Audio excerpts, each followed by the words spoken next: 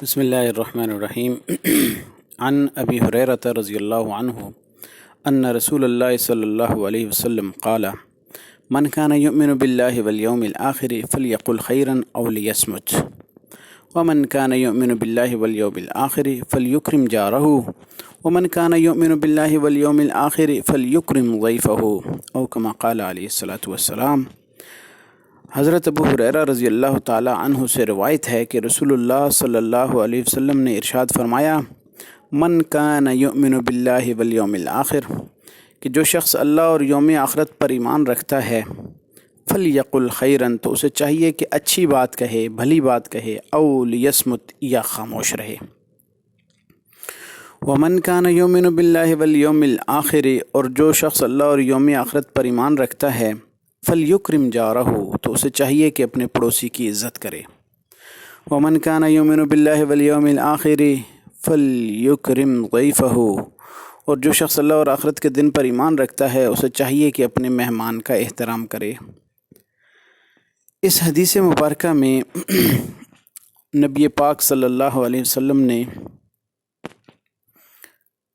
ایمانی خوبیاں اور خصلتیں ذکر فرمائی ہیں، تین ان میں سے خوبیاں اور خصلتیں جو ہے وہ ذکر فرمائی ہیں۔ پہلی بات جو کہ اس میں ارشاد فرمائی وہ یہ ہے کہ انسان بلا ضرورت فضول گفتگو سے اجتناب کرے۔ اگر اس کو آپ صلی اللہ علیہ وسلم نے ایمان کے ساتھ جوڑا ہے تو اس کا مطلب ہے کہ اس کی اہمیت بہت زیادہ ہے۔ فرمایا من کان یؤمن باللہ والیوم الآخر، جو اللہ اور یوم آخرت پر ایمان رکھتا ہے، یعنی ایمان کی دولت سے بہرہ مند ہے، ایمان کی دولت سے مالا مال ہے، تو پھر اس کو اس کے تقاضے بھی پورے کرنے چاہیے۔ اور اس کا ایک تقاضا یہ ہے کہ وہ ہمیشہ اچھی بات کہے گا، بھلی بات کہے گا، او لیصمت، یا خاموش رہے گا۔ یہ ایک بہت بڑا قانون ہے، بہت بڑا اصول ہے کہ انسان کو اس کی زبان ہی کی وجہ سے بہت سے نقصانات اٹھانے پڑتے ہیں۔ ایک حدیث میں آپ صلی اللہ علیہ وسلم نے تو ایسے شخص کو جنت کی ضمانت دے دی جو اپنی زبان کی حفاظت کرتا ہو۔ فرمایا کہ جو مجھے اس چیز کی جو دو ٹانگوں کے درمیان ہے یعنی شرمگاہ، اور اس چیز کی جو دو جبڑوں کے درمیان ہے یعنی زبان، اس کی حفاظت کی مجھے ضمانت دے تو میں اس کو جنت کی ضمانت دیتا ہوں۔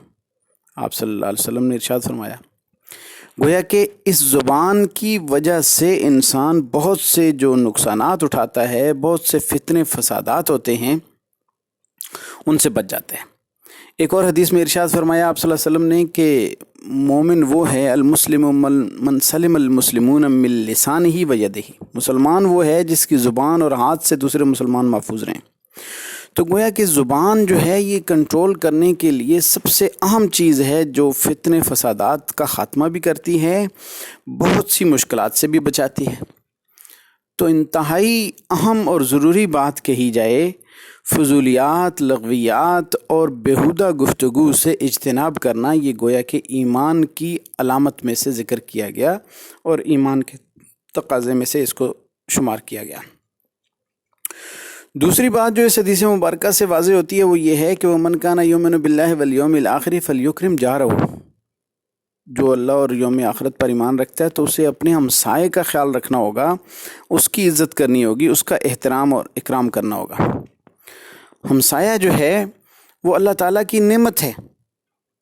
حدیث میں آتا ہے آپ صلی اللہ علیہ وسلم نے اس بارے میں جب ارشاد فرمایا کہ ہمسائے کے بارے میں اتنے حقوق اترے کہ مجھے یوں لگا جیسے ہمسائے کو وراثت میں حصہ دار ہی نہ قرار دے دیا جائے۔ اور ہمسائے کے حقوق اس طرح ذکر فرمائے کہ یوں لگتا ہے کہ اللہ تعالیٰ کو معاشرے کے اندر یہ جو پیار اور محبت والا رشتہ ہے اس کو خوب پروان چڑھانا مقصود تھا، تاکہ لوگ ایک اچھا اور خوشگوار ماحول انجوائے کریں، ایک پرامن اور پرسکون معاشرے کے اندر رہیں، اور امن و سلامتی کے ساتھ، پیار محبت کے ساتھ آپس میں ایک دوسرے کے ساتھ گزر بسر کریں۔ ہمسائے کی پھر 3 قسمیں ذکر کی گئی ہیں قرآن مجید کے اندر۔ ایک وہ شخص ہوتا ہے جو قرب و جوار میں بیٹھنے والا ہوتا ہے، والجار ذی القربہ، جو قریبی رشتہ دار بھی ہو اور ہمسایہ بھی ہو، والجار الجنب، اور جو قریب رہنے والا ہے جیسے بغیر قرابت دار کے ہو وہ بھی ہمسایہ ہے، جیسے دائیں بائیں ہمارے رہنے والے لوگ ہوتے ہیں، رشتہ دار نہیں ہوتے۔ اور تیسرا ہوتا ہے وہ صاحب بالجنب، جو پہلو میں بیٹھنے والا، یعنی ساتھ کام کرنے والا، ساتھ بیٹھنے والا، اس طرح گاڑی کے اندر اکٹھے بیٹھے ہوئے مسافر جو ہیں وہ بھی ایک دوسرے کے ہمسائے ہیں، کسی ایک آفس میں کام کرنے والے کولیگز وہ بھی ہمسائے ہیں۔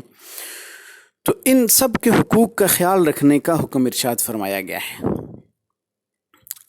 تیسری چیز اس میں ارشاد فرمائی وَمَنْ كَانَ يُؤْمِنُ بِاللَّهِ وَالْيَوْمِ الْآخِرِ، جو اللہ اور یوم آخرت پر ایمان رکھتا ہے، فَلْيُكْرِمْ ضَيْفَهُ، اسے چاہیے کہ اپنے مہمان کا احترام کرے۔ یعنی مہمان اللہ تعالیٰ کی رحمت ہوتی ہے، اور اس کا احترام کرنا گویا کہ ایمان کے ساتھ جوڑ دیا کہ ایمان اگر ہے تو پھر ہمسائے کا احترام کرنے کے ساتھ ساتھ اپنے مہمان کا احترام بھی کرنا ہوگا۔ مہمان جب آتا ہے اس کو جو ہے وہ عزت اور احترام سے پیش آنا، اس کے ساتھ اس کے لیے اچھا کھانا تیار کرنا، اس کے لیے اچھے رہن سہن کا بندوبست کرنا، یہ ساری چیزیں مہمان نوازی کی شرائط میں سے ہے۔ حدیث میں آتا ہے، آپ نے فرمایا ضیافت 3 طرح کی ہے، 3 دن ہے، 1 دن اور 1 رات عطیہ ہے، اس کے بعد مہمان پر جو کچھ خرچ کیا جائے صدقہ ہے۔ کسی مہمان کے لیے جائز نہیں کہ میزبان کے پاس گناہگار کر دینے کی حد تک ٹھہر جائے۔ لوگوں نے پوچھا، اللہ کے رسول صلی اللہ علیہ وسلم کیسے اسے گناہگار کرے گا؟ آپ نے فرمایا اتنی مدت تک ٹھہر جائے کہ اس کے پاس اس کی ضیافت کے لیے کچھ نہ رہ جائے تو وہ گناہگار ہوگا۔ گویا کہ مہمان کے لیے بھی کچھ حدود و قیود ذکر کر دیں اور میزبان کو بھی اس کی اہمیت کے بارے میں بتلا دیا۔ اب ان 3 چیزوں کو اگر ہم ملحوظ رکھتے ہیں تو خود اندازہ لگایا جا سکتا ہے کہ زندگی میں کتنا امن و سکون، پیار محبت آ جائے گا، اور کتنی شر اور فسادات سے انسان بچ سکتا ہے۔ عزیز طلباء، آپ کے کورس کی جو حدیث کا پورشن ہے اس کی یہ حدیث نمبر 15 ہے۔ اس کا ترجمہ اور اس کی تفسیر یاد کریں، اپنی کتابوں سے بھی اس کا مطالعہ کریں، اور اس کے بعد اس کے کچھ مختصر نوٹس تیار کریں۔ اللہ تعالی ہمیں جو کچھ کہا گیا اس پہ عمل کرنے کی توفیق عطا فرمائے۔ وآخر دعوانا الحمد للہ رب العالمین۔